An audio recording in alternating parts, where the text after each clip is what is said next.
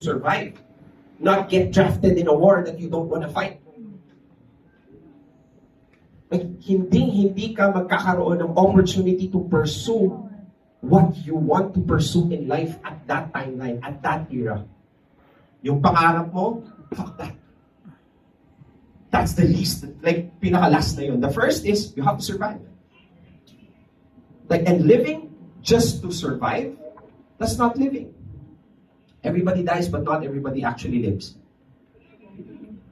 And if you're someone who just are barely surviving, you're not living. But thank God, it's 2024. We're born in the best era of humankind. Yes! Yes! You know why? Because of Tinder, the joke. Because of this. Because of this. This device is more powerful than what Ronald Reagan used to run the free world when he was president of America. And what are you doing with this? Take your selfie?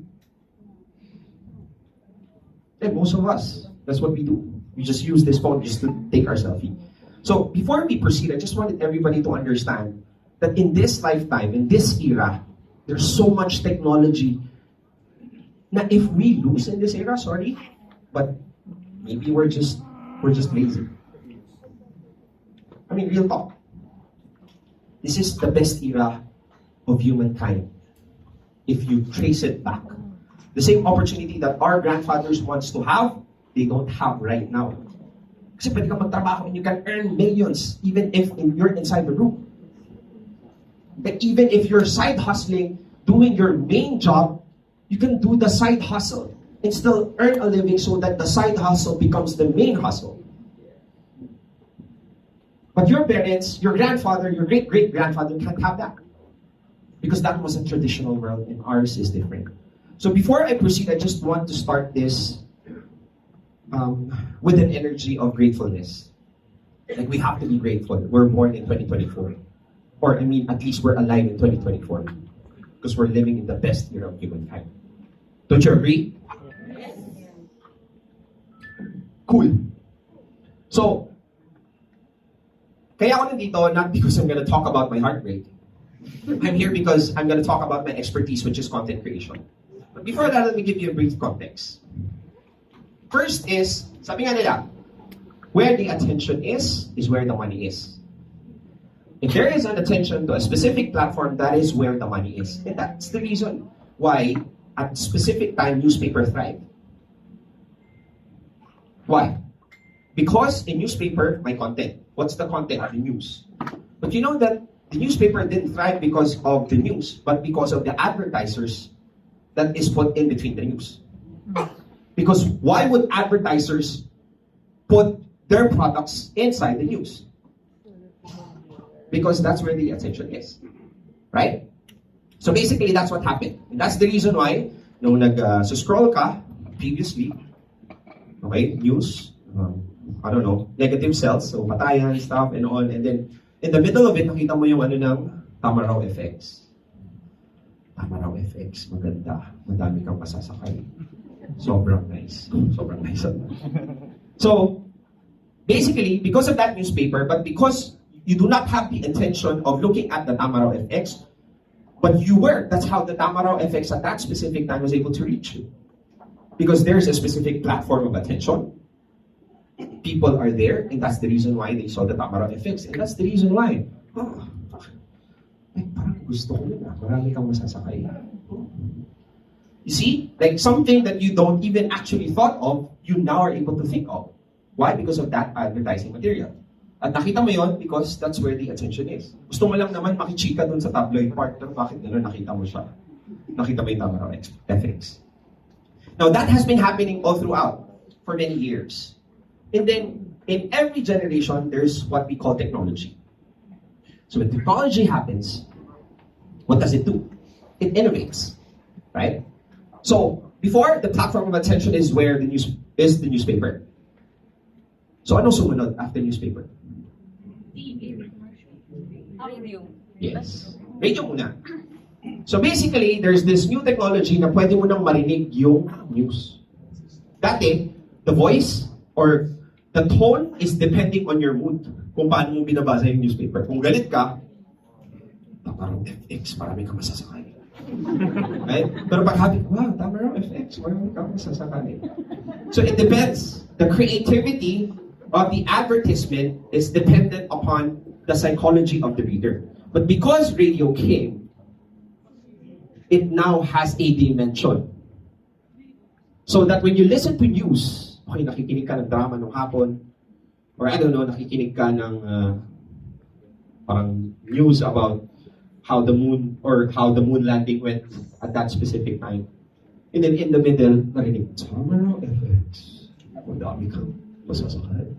Oh, ganun pala dapat pagbasa nun. Smooth, suabe, at okay. So you get what I'm trying to say? So now, the platform of attention elevates. But the problem is, there's a lot of people who were so used to newspaper that they didn't adapt to radio. So ano nangyari sa kanila? They got left behind. Newspaper said, fuck radio people. Sino naman bibili yan? Sobrang mahal yan. Wala pa mag-a-adapt.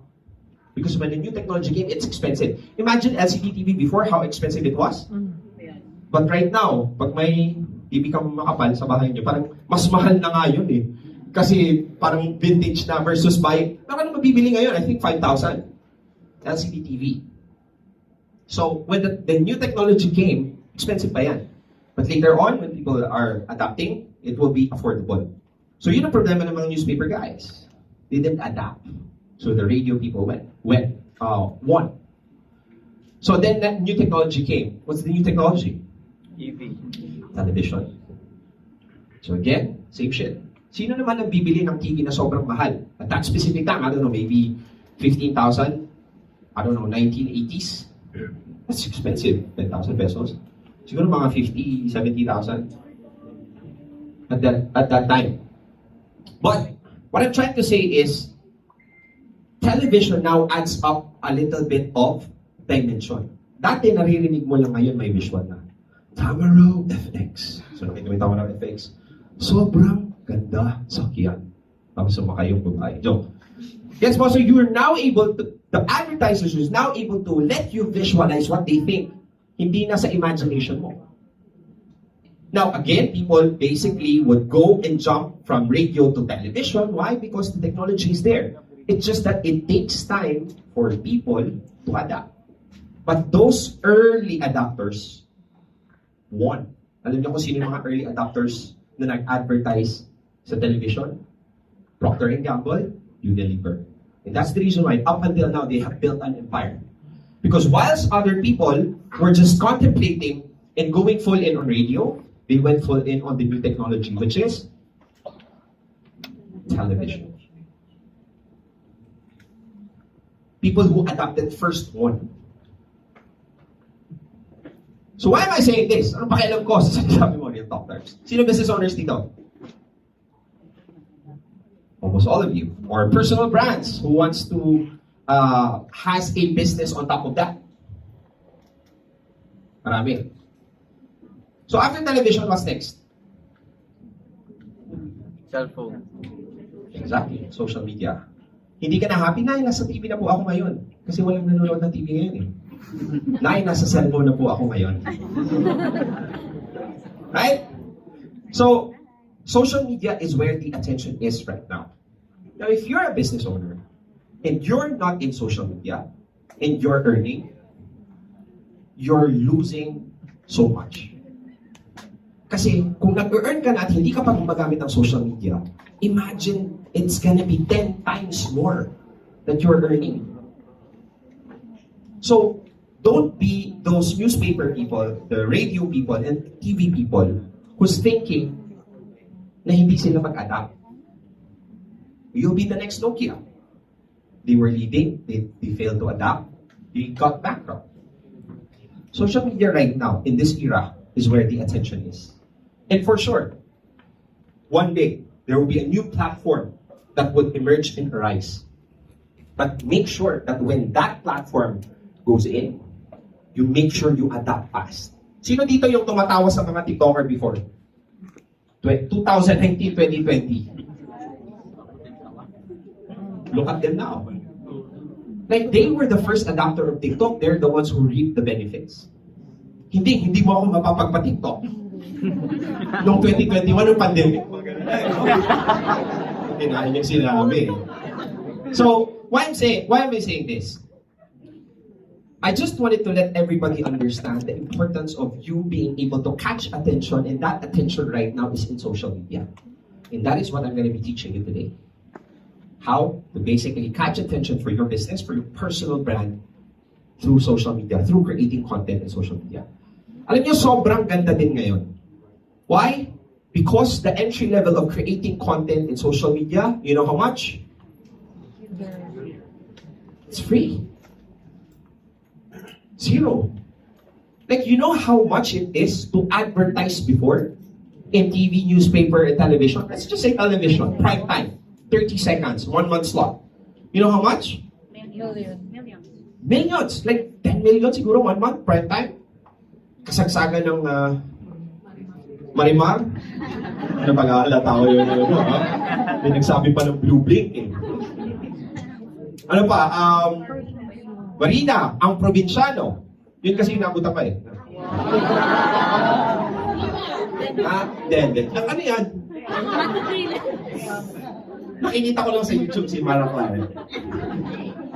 Anyway, so basically, ang nangyayari is, people fail to understand that before, when you try to create a specific business, sabihin na natin, if you own a barbershop, and you want people to you want people to have an understanding what your barbershop is and why meron kang, bakit you're the best in the market. The best way is to go to mass media. Right? Best known beats best. So kahit pinakamagaling kang barbero sa buong mundo, kung walang nakakilala sa'yo, tatalunin ka lang ng 50% ng skill set, pero kilala ng lahat. And the only way for people to know you is for you to be in a platform that has massive attention. So, at that time, magkano? 300, 500, 10 million to produce? Slot lang yun, by the way, na 30 seconds every prime time. Iba pa yung magbayad ka ng production team. Matatayo ka lang dun. May barbershop ako. Right? So you have to be creative. Yung creatives doon, kailangan mong bayaran. So that's, I don't know, additional 1 million, 2 million, 3 million. So how much? The entry level for you to get mass attention before? 15? 10 million? Budget 5? Sobrang low production na nun. But that's how much it costs for you to have access to mass attention previously. And that's the reason why this is one of the best era of humankind. Because you have an access to a platform that has massive attention, but it's free. The only thing that you have to know is to learn how to create the content inside of it. But what? People are saying that it's too difficult. It's not difficult, it's just that you don't have focus. Because you don't realize how important this is. And that is maybe the reason why I'm here. For me to let you understand that you need this. Learning so far? Yes. Cool. So, bakit video content creation? So, iisa-isahin ko. 82% of internet traffic is projected to be video-based. It increased social shares by 1,200% compared to text and images combined. Ganun ka-powerful ang video. 95% of viewers retain the message when delivered through a video, compared to 10% through text. 93% of businesses gain new customer because of a video on social media, not video on television. And 78% of businesses generate revenue from their video marketing efforts. So, that's one of the best reasons bakit kailangan mo ng video content creation. Can you be honest with me? Can you be honest with me? Yes. Sino dito ang nag-try na mag-produce ng content for their business or for their personal brand? That's 20% of the room. And you know one of the reasons bakit hindi ka nagpo-produce? It's not because you don't know, but because you're scared of judgment. Yes. I know, because I was like that. Takot kang ma-judge. Baka magkamali ako ng pronunciation ng siken. By the way, lalabas yung Diwata Vlog Club tonight. So please support. You know what I'm saying? Takot kang ma-judge. And it's fine. But at the same time, it's not. Because you're allowing other people's opinion to stop you from actually getting what you deserve in life. Hindi naman dahil sa wala kang skill set, hindi naman dahil sa wala kang time. You know what? People are not afraid to fail. They're just scared of the judgment when they fail. Let that sink in. Hindi ka takot magkamali. Takot ka lang pagtawanan pag nagkamali ka. And those people who have mastered the art of not giving a fuck wins. And it's so easy to say, but very difficult to implement. So think about it. You're allowing other people to stop you on promoting the business that you have fought and died for. And fought again. Just because you're scared na baka ano na lang ang sabihin nila. Like imagine, and those people who's judging you are not even contributing a single amount of happiness in your life. And you overvalue their opinion so much that it stops you from creating the life that you want. Like, anong tawag doon?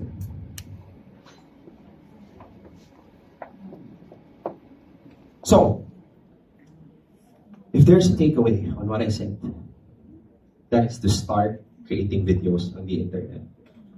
Because you deserve for that business to grow para sa pamilya mo, para sa pangarap mo. And start executing that right now. Okay? Yes. Okay, walang energy. Okay? Yes. Let's go. Okay, guys. So, hindi kasali ang girls, ha? Kasi guys, nasabi ko. So, dito na ako sa topic ko mismo.